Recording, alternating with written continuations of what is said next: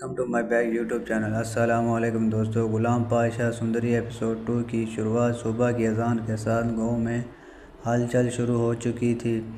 لوگ اپنے کاموں میں مصروف تھے، فضا میں خوف صاف محسوس ہو رہا تھا۔ غلام پاشا حویلی کی بالکونی میں کھڑے نیچے گاؤں کو دیکھ رہے تھے۔ اس کی آنکھوں میں وہی رات گردش کر رہی تھی، سندری کے الفاظ، اس کی بے خوف نظریں۔ غلام پاشا دل میں، یہ لڑکی عام نہیں، یہ سوال بن کر آئی ہے۔ دوسری طرف سندری گاؤں کے کنویں کے پاس عورتوں کے ساتھ بیٹھی ہوئی تھی۔ وہ پانی بھرنے کے بہانے لوگوں کی باتیں سن رہی تھی۔ ہر چہرے پر ایک ہی کہانی لکھی تھی، خوف، خاموشی اور برسوں کی تھکان۔ ایک بوڑھی عورت آہستہ سے بولتی ہے، بیٹی، سچ بولنا آسان ہوتا ہے تو ہم سب بھول چکے ہوتے ہیں۔ سندری نے کنواں چھوڑا اور اس عورت کا ہاتھ تھام لیا۔ خاموشی بھی ایک جرم ہے اماں۔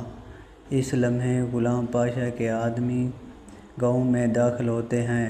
لوگوں کے چہرے زرد پڑ جاتے ہیں۔ سندری سیدھی کھڑی ہو جاتی ہے، جیسے وہ اسی لمحے کا انتظار کر رہی ہے۔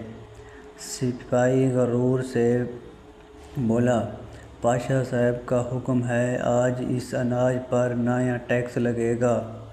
ہجوم میں خاموشیاں چھا گئی۔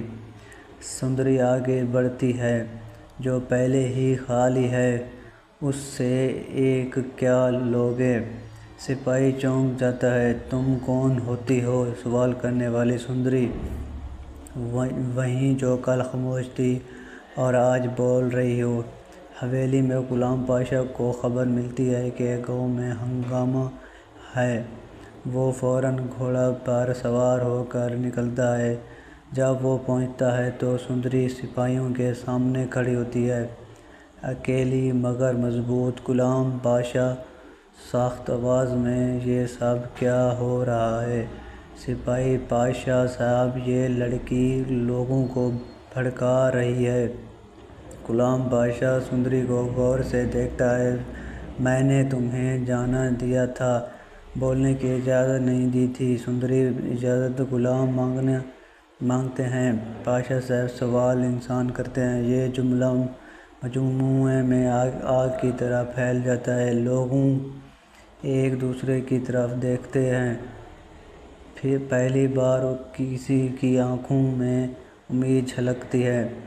غلام پاشا کے ہاتھ کانپتے ہیں۔ ایک لمحے کے لیے وہ حکم دیتا ہے، مگر اس کے اندر کا وہ زنجیر میں جکڑ بچ جاتا ہے۔ غلام پاشا، خاموشی کے بعد، آج کوئی ٹیکس نہیں ہوگا، سب واپس جاؤ۔ لوگ حیران ہو جاتے ہیں، سپاہی بھی۔ سندری کی آنکھوں میں فتح نہیں، سوال ہے۔